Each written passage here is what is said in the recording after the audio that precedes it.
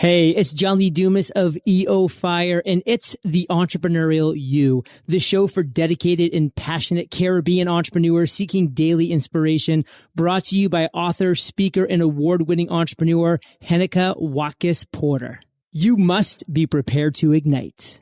Welcome to another episode of the Entrepreneurial You podcast. Of course, I'm your host, Heneka Watkis-Porter. You will admit that the conversation I had last week with Rashoy Billings was quite inspirational, to say the least.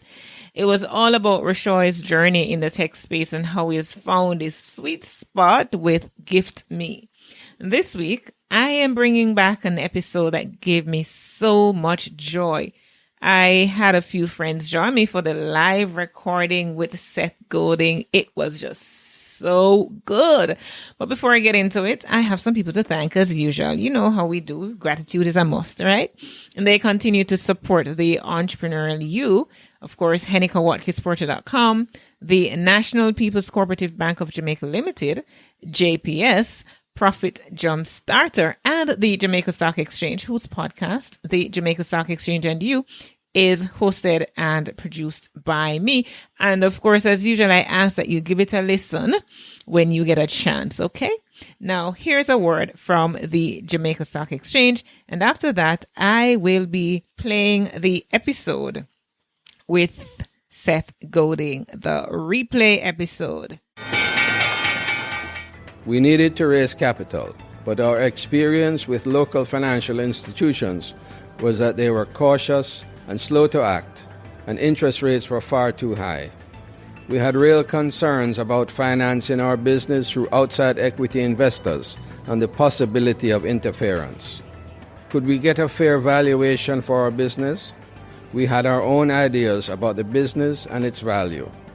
Should I go the traditional route of bank financing, or should I try the Jamaica Stock Exchange? So we made a call and experienced transformation of our business through conversations. I'm John Mafood, CEO of Jamaican Teas, and we're listed on the Jamaica Stock Exchange. Give us a call today at 876-967-3271 to begin your transformation through conversation. We want to see your company listed on the Jamaica Stock Exchange. Today's business tip, courtesy of the National PC Bank of Jamaica. We come back with research your competition. It's really important for you to do an analysis of your competition. You can't be afraid to study and learn from your competitors. Do your research, and you may find that there may be products and services you can offer your clients and customers that your competitors do not. I want to welcome you officially to the live taping of the 200th episode of the Entrepreneurial You podcast. Of course, I'm your host, Heneka Watkis-Porter. Today's guest is actually a repeat guest. He's an entrepreneur, best-selling author, and speaker. And in addition to launching one of the most popular blogs in the world, he has written 19, and I think by now 20 best-selling books, including The Dip, Lynchpin, Purple Cow, Tribes, and What to Do When It's Your Turn. And it's always your turn. I love that. So one of his most recent book, This is Marketing, was an instant bestseller in countries around the world. And today, we're here to talk about the practice shipping creative work. Though renowned for his writing and speaking, Seth also founded two companies, Squidoo and Yo-Yo Dine, which was actually acquired by Yahoo. So that is so much to celebrate. In 2013, Seth was one of just 3 professionals inducted into the Direct Marketing Hall of Fame. In May 2018, he was inducted into the Marketing Hall of Fame as well. And he might be the only person in both. So we want to welcome Seth Godin for a second time on the Entrepreneurial You podcast. Before Seth comes in, I want you to take a listen at some of the question and answers that we had earlier in the live interaction prior to Seth joining us, as well as I want you to kind of hang on to the end where we also have some more questions and some really live and engaging interactions going on. I also want to take this opportunity to say thank you very much to every single guest, every listener, every sponsor, every person that has had a part to play in the Entrepreneurial You getting to 200 episodes. I applaud you. I commend you for being a part of my journey, for sticking with me. Some of you have been with me from day one.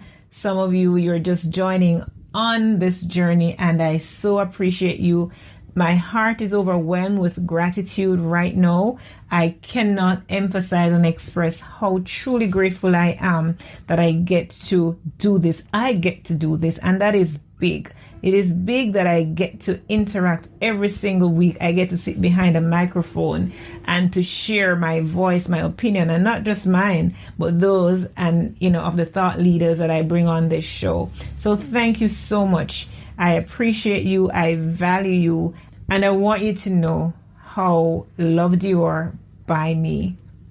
Thank you. Thank you. Thank you. Yeah. So I wonder, with having done over 200 episodes, or this is your 200 episode, having done so much content, and how has it evolved over, from the first episode to now? How has your process evolved? That's a great question. So I kind of don't even want to go back to my first few episodes, because sometimes I cringe just to listen to them, and I don't know why. But I think once you've been doing something over, you're doing it for 200 times, then chances are you're getting better at it. And I want to believe that I'm getting better. And so my process in though this system overall wouldn't have changed, how I look at things and how I think about how my audience want to consume the content, that would have shifted a bit. And so I pay a little more attention to that. Initially you just want to start and you just want to get things out. You just want to ship the work. You just want to do the practice. But over time, you get a little more intentional. I just wondered for you, this is a monumental achievement, 200 episodes, so much that you've given to folks in the way of sharing information with them and interviewing amazing people. What has been the most rewarding part for you? Okay, thank you so much, April, for this question. And of course, there have been many, many rewarding experiences that I've had. And of course, one of the major ones is just talking to persons like yourself. So I recall our conversation on generosity and how that one lady was able to help your mom, and that transformed your life into you giving back to so many people right now and paying it forward. So that for me has been great. But another thing too is just recognizing my own resilience and the commitment to putting out content every single week, because even in a period when I wasn't 100%, I was literally getting content out every single week because I had made that commitment. And to see me honor that commitment, because they say that commitment is what you do even when the moment in which and the mood in which you set it in has passed, and the novelty wears off. Because when I just started, it was great, and I was excited, and I still am. But there were days when it wasn't or didn't feel as exciting, and it didn't feel as, I wanted to keep doing this, but I kept doing it nonetheless because I recognized my why, why it is I'm doing this, and so on. And so I was able to keep going. Okay. Congratulations, Heneka, on 200 episodes.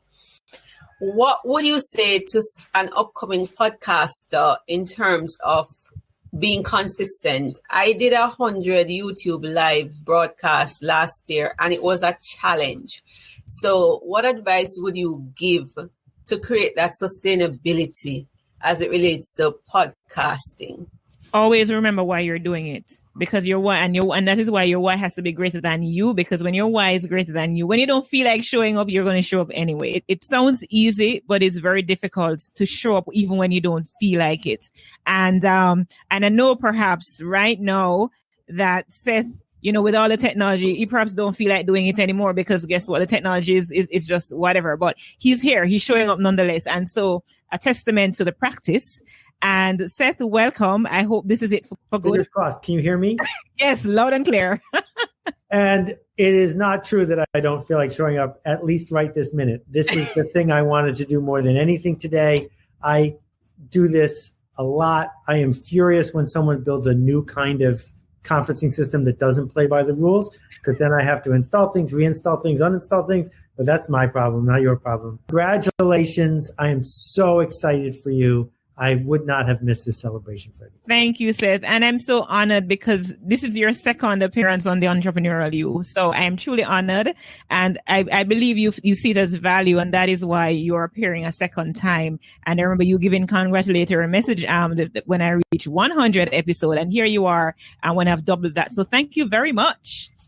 Yeah, well, I think what matters is that you matter and that your impact matters. And if I can applaud you and encourage you along the way, I'm happy to do it.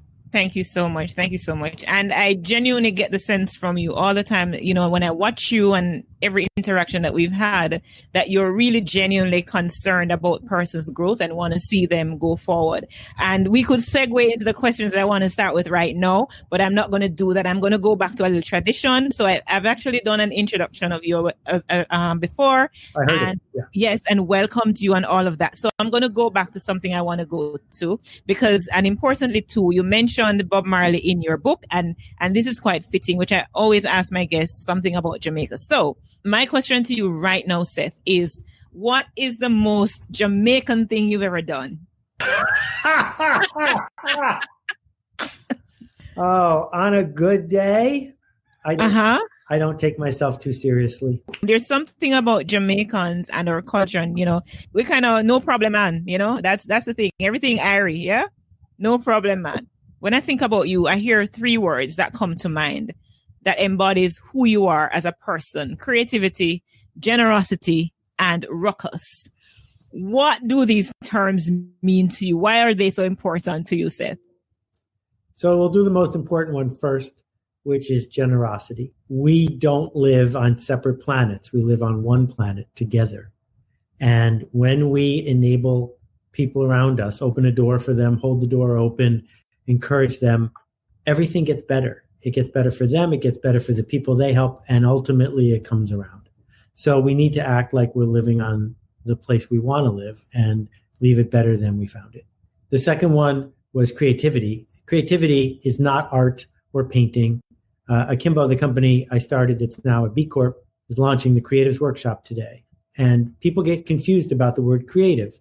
Creative doesn't mean a hobby or a craft. Creative means solving an interesting problem. It means doing something that might not work. It means doing something generous. It means doing something where we're not just following the instructions. And if you don't do creative work, then you're going to get replaced by someone cheaper than you. But if you do creative work, you have to ship it into the world, see what works, and amplify that, which is my definition of making a ruckus. Making a ruckus is not making a noise. It's not being a troll. It's not stealing or taking or hassling. Making a ruckus means showing up with generous creativity. So no, we are going to just go right into the book, The Practice, Shipping Creative Work. So first of all, congrats on this. I know this is going to be like your 21st bestseller. Only 20 bestsellers, but it's nice. I'm not complaining. Oh, it's nice. I'll take it. It's nice. I won't complain either. I actually read it and went through it, and to be honest with you, because I know that you're big enough and you can take it. So when I picked up the book, I said to myself, okay, based on how it's written, I said to myself, if Heneka Watkis-Porter perhaps wrote this book, then perhaps people would have just ignored it. But it's Seth Godin, and Seth Godin can do whatever he wants because he's Seth Godin. Well, not really.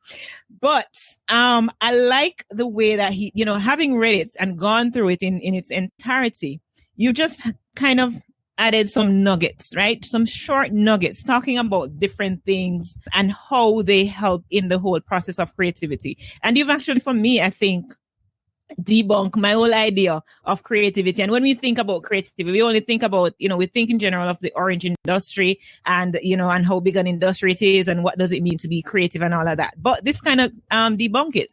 Why the practice? What's the idea behind the practice? Well, anyone could have written this book, but no one else did. And that's what it's about. That's what the book is about. Mm-hmm. Everyone has the same typewriter. Everyone has the same access to the internet. Everyone could have published this as a PDF or put it on Medium. And no one did, because you need to figure out how to do something that rhymes with what came before, but isn't what came before. That when I started talking about the ideas in this book 3 years ago, people said I was foolish. They said I was wrong. They didn't like the way I talked about this or the other thing. They wanted a place to hide. trafficking in things that isn't obvious is challenging because we live in a world where you're rewarded for doing the obvious. And so my goal here is to help people see that there's a discipline. They can be a professional. They can have a practice. There's nothing holding them back but them. And that doesn't mean I don't have privilege. Of course I do. It doesn't mean I don't have ridiculous, unfair advantages. Of course I do. But what it means is right here, right now, the best way forward for anybody is to do work that matters for people who care. To do work that matters for people who care. I like what you said, and I'm going to read the first part of trust yourself. The practice is not the means to the output. It's not the means to the end. Well, I'm just putting that part in. The practice is the output because the practice is all we can control. That's right. Because everything else is just pick me. Everything else is I hope I get lucky, right? That the practice is I got out of bed, I put on my uniform, I chopped the wood, I carried the water, I did the work. Anything that happens beyond that, it's out of my control, and I'm not going to waste 1 minute thinking. So I'm glad you talked about pick me because previous to this session starting, we were all watching a video, an 8-minute video clip on you talking about pick yourself. And I think that is so empowering because many times we are waiting for people to affirm us and confirm us. But picking yourself is just, to me, just so powerful. Just expound a little on that, Seth. What does it really mean to pick yourself? And I'm going to tie that through some part in your book that says credentialing. Credentialing is a roadblock. I love that because we have to, of course, if you're a lawyer, as you mentioned in the book, a lawyer or a doctor, you need to have credentials. But other than that, credential is really a roadblock. So talk a little more about picking yourself. So the original title for the book was Trust Yourself. And I even have a hat. I lost it. Trust yourself because if you can't trust yourself, who can you trust? And when we talk to ourselves or trust ourselves, who's doing the talking or the trusting and who is the self? There's a voice in our head that we have been ignoring, that we push away, that we deny, that we criticize. That voice has an instinct. It has an understanding. It has a belief set. And if we need the gatekeeper to see the voice and to acknowledge it, we're never going to get picked. We have to begin by believing that we have something to say. And the reason that this is hard is that the first time you rode a bicycle, you fell off it. And the first time you tried to walk, you fell down. And the first time you tried to juggle, you dropped all the balls. And the first time you tried to cook, you burned everything. It never works at the beginning. That's why it's a skill. Skill is something that we can choose. It's something we can learn. And you can't learn it unless you trust yourself and pick yourself. And then you can go through the difficult process of cycling and cycling and cycling. It's easy for somebody to say, you can do X, Y, or Z because you're Seth. But they weren't around when I got 800 rejection letters in a row and was eating black beans and rice every day because I wasn't Seth. And when my blog started, the first 200 posts had fewer than 100 readers. Every blog starts with fewer than 100 readers. Every podcast starts with fewer than 100 listeners. That's the only way it can start. All right. So, and while you're engaging in the practice, you said you'll honor your potential and the support and kindness of everyone who came before you. That is telling me about paying it forward because sometimes I think we get the idea that, I can do this all by myself. I don't need anyone.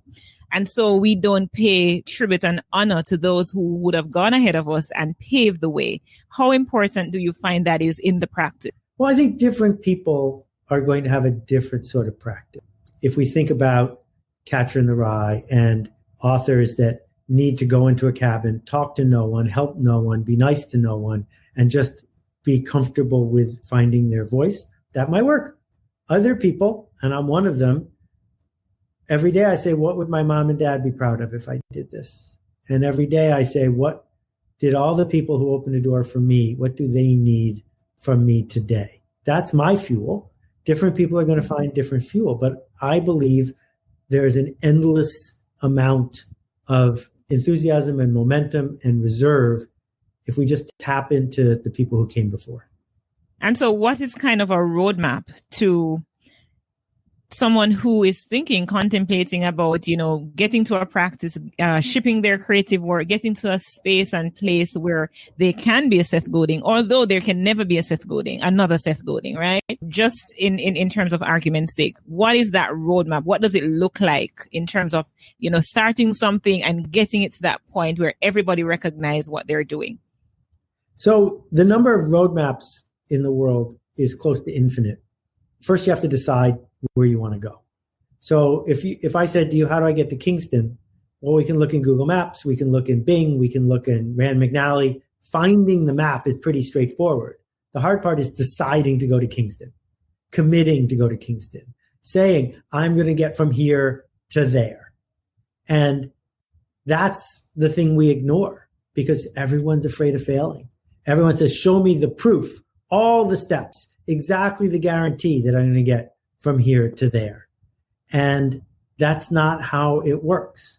So, Miles Davis was first and the one and only, and we recorded the best-selling jazz album of its time in 4 days. No guarantees, right? When Bob Marley showed up and did the work he did, there was no model. There was no do it exactly like this, right? That Chris Blackwell helped, but it was Bob believing that the journey would be worth it. He didn't say, and then one day, 20 years after my death, people will still be playing my song at weddings. He just said, this is a practice and I want to go there. And I'm not exactly sure what the road is like and whether the lights will be green, but I'm going there and I'm going to stick with the practice. I've heard someone said, Seth, that the journey is the reward.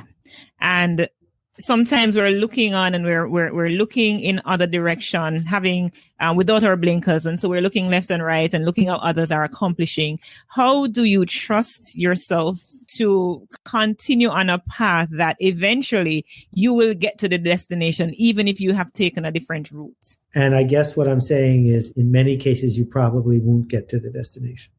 You have to pick a path that you can live with, even if you don't get to the destination.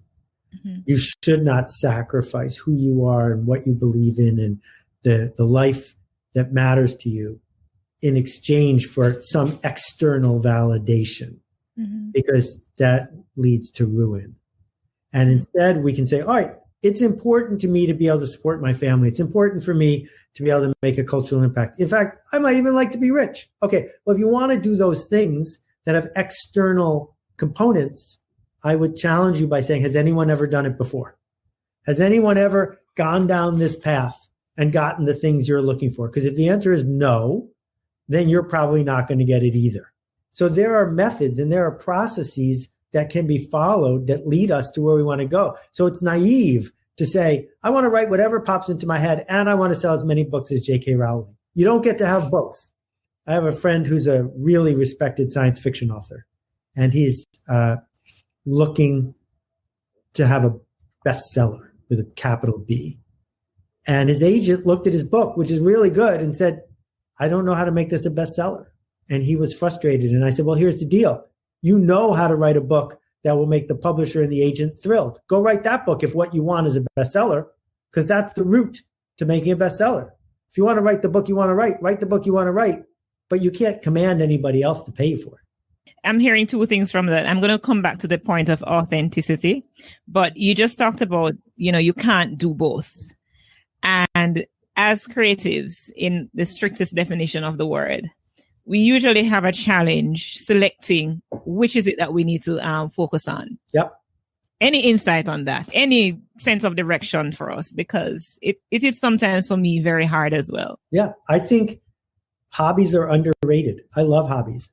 You should have hobbies. Hobbies should be authentic and genuine and exactly what you want them to be. And don't you dare try to get paid for your hobby. That's not what it's for. Your hobby is to express whatever you need to express right now. But when you show up in the marketplace and say, I'm going to trade what I do for money, now you are not working for you anymore. You are working for them. And you have to bring them what they were promised. And you don't get to be authentic.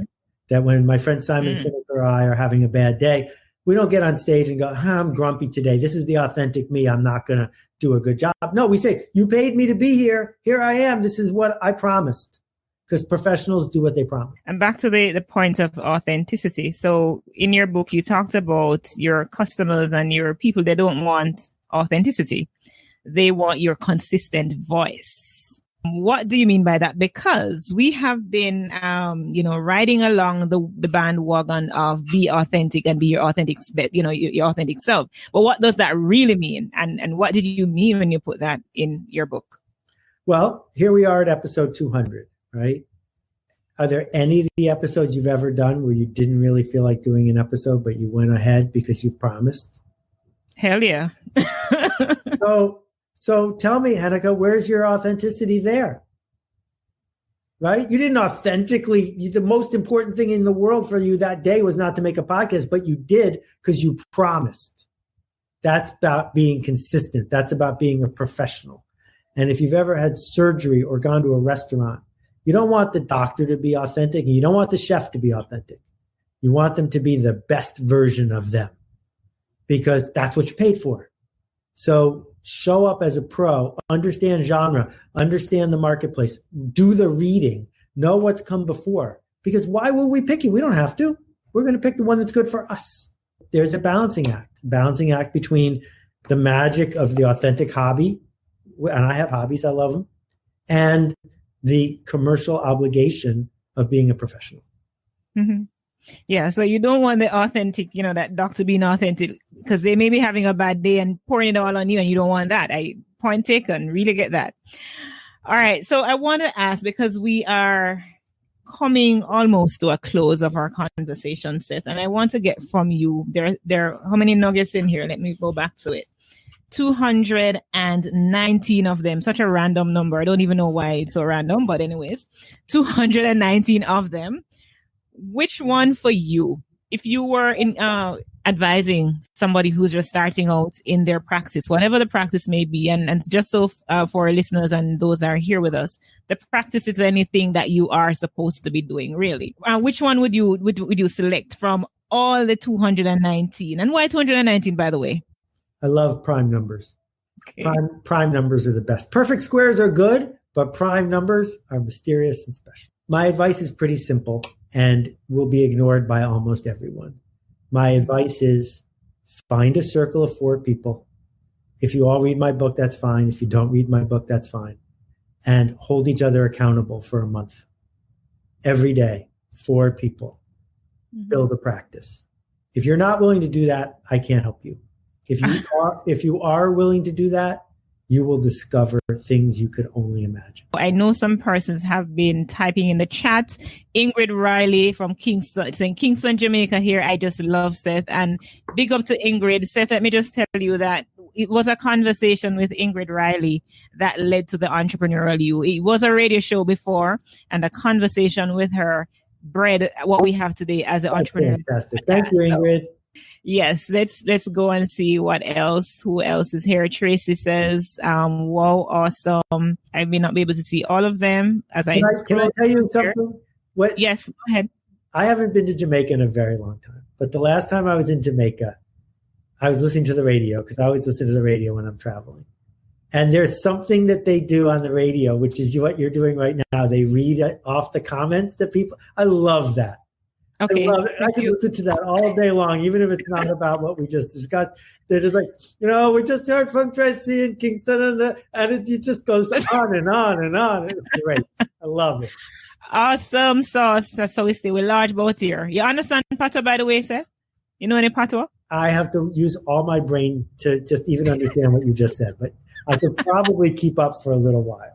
Okay. All right. I won't pressure you that much. All right. So let's move back to the practice. And Monique asked a question. She's actually here with us, and she's Monique Russell. Let me give her full name. She's an executive communications coach. And her question is, how can the tools in the practice support those experiencing fear of social injustice and racism at work to dance with fear and creatively express themselves? So I'm not sure we have the 7 hours I could spend on this, but I wrote a book before this called This is Marketing. Marketing is the stories we tell, the stories we live. Marketing accepts the fact, fair or unfair, that the person we are trying to communicate with has a different noise in their head than we do. Every single person has lived a different experience than we have. They have different fears and different desires. And we can't insist that they see the world the way we do. No one does. But in our society that is built on indoctrination and inequity, for too long, a group of people have had the benefit of the doubt and another group haven't. And that's not acceptable. The question is, how do we work with people to help them change their own minds? Because we can't change their mind, but they can change their mind. And it turns out we do it with experience more than we do it with words. That people do things and then believe them, not the other way around. And so how do we start down this path of living stories together so that people's experiences start to change their posture? Because this is not an intellectual argument. This is about belief and fear and desire and dignity. And it's long overdue. A lot of progress is happening, but not nearly enough. Not nearly enough. I wish I could tell you that there was a safe, easy, direct, fast way to go from where you are at work to where you deserve to be at work. But if there was, we would have found it. There isn't. What there is instead is the long arc of justice. What there is instead is the opportunity to create cycles where people start to see others in a more inclusive way and begin to give them the benefit of the doubt. And one way we do that is not by demanding authority, but by earning permission. And we do that by taking responsibility and giving away credit, creating a cycle of innovation that moves things forward.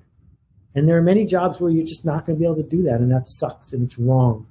And it might be that what it takes is enlightened organizations defeating unenlightened organizations for people to get the joke.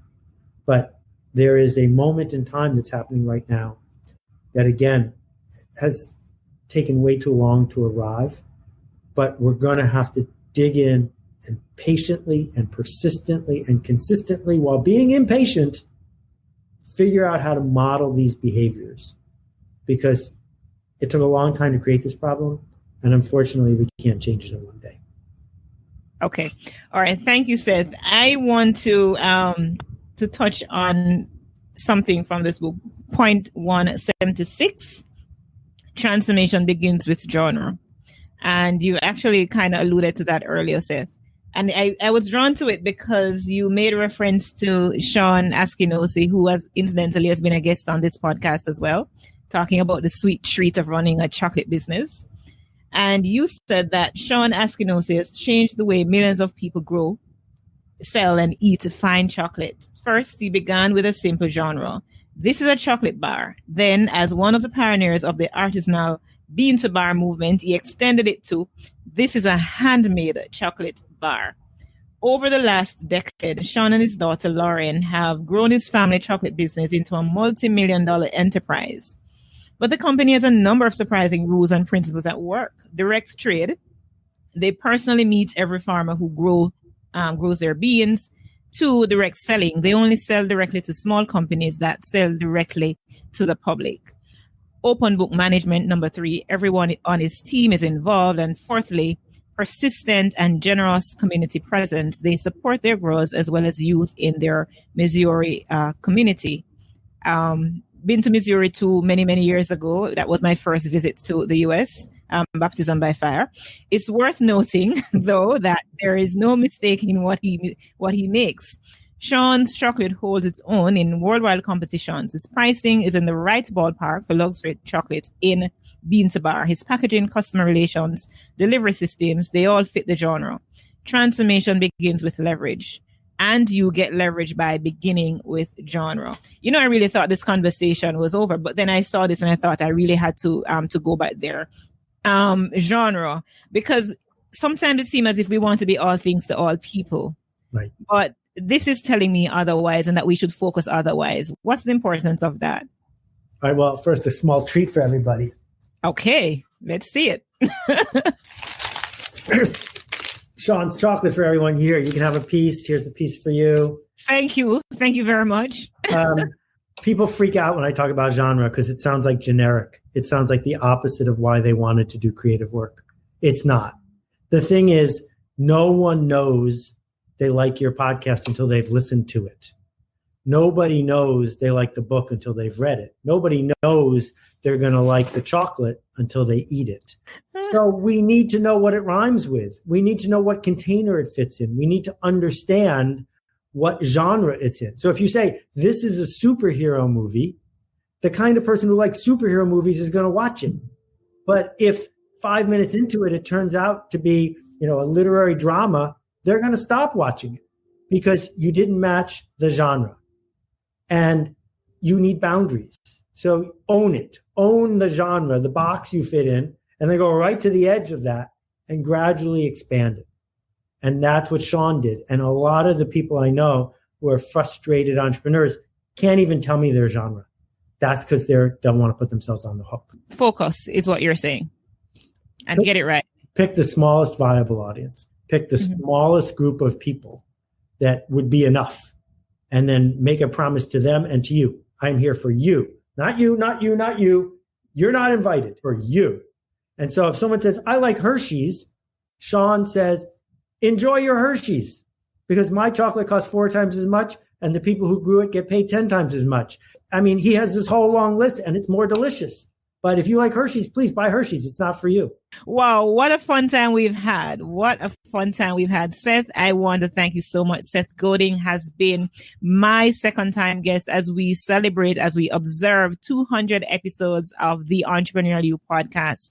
Thank you so much, Seth. I appreciate your generosity and your openness and your frankness and just, being available to have this conversation with us.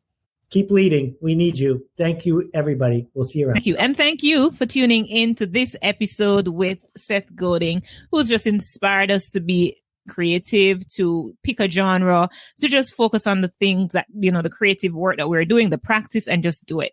I look forward to connecting with you next week, where, of course, I'll be doing a solo episode talking about 2020 year in review and what a year that was. In the meantime, remember that you can connect with me for all things podcasting, books, coaching, online course, etc., etc., etc. Just go to HenekaWatkis-Porter.com and send me a WhatsApp message that comes from my phone. And of course, I continue to leave with you a point of hope. And this week's point of hope is a gift opens the way and ushers the giver into the presence of the great. Proverbs 18 verse 16. What good? So I needed this, believe it or not, today, because I was in a very weird space yesterday. So it came divinely at a wonderful time. So thank you. This was good, Heneka. This is good. I loved it and enjoyed it. And like Ingrid, this was good for me too, just even as I'm diving deeper and shifting and pivoting for 2021, that viable audience is imperative. So this was like that extra push or that extra confirmation that, you're moving in the right direction. So. Thanks, Heneka. So I'm having the Caribbean's first Entrepreneur Live Summit. It's really a story-based interview style summit where Caribbean entrepreneurs are sharing their secrets, expertise, and how they are using that to win with books. And it's January 21 to 23. And you can go to entrepreneursecrets.com to sign up. Yes, Montserrat. I just want to say congratulations on 200 years. Years. I mean, 200 episodes. Oh my God, no. But maybe they'll figure it out and we'll all be around that long. Anyway, 200 episodes. But I was going to say, I remember the year when you began the show on radio and being part of that early evolution of it. So very happy that you stayed the course and that you are here. And like Ingrid was saying, what I love about Seth is that he has stayed consistently who he is all through the years, all through the books. He hasn't changed his message. He's just continued to double down on that. And I think especially for Caribbean entrepreneurs where we have all these different ideas and things, it's really good to have him remind us that focus is important. Today's money tip brought to you by Profit Jumpstarter is practice reinvesting your returns. Unless you're looking for specific periodic income from your investment, you might want to consider investing any capital returned from funds or dividends back into your investment portfolio. History has shown that reinvestment of dividends from equities vastly increases your returns over the long run. Thank you so much, Profit Jumpstarter. And I also want to thank you, all my listeners for tuning into the episode replay with Steph Golding. But before I go, of course, I have to share today's PowerPoint from JPS. Get Smart Strips. Check out your appliances that still have a light on even when they are turned off. This means they are still using electricity. Plug these appliances into your smart power strips and save money. Smart power strips cut off phantom power when any device is off and help you to conserve energy. Thank you so much, JPS, for this PowerPoint. And I did close the show earlier in the replay, but let me just say thank you so much for listening. Take care of yourself, walk good, and of course, your feedback is welcome. So you can share that with me at Heneka Watkis-Porter at gmail.com. All right? Take care.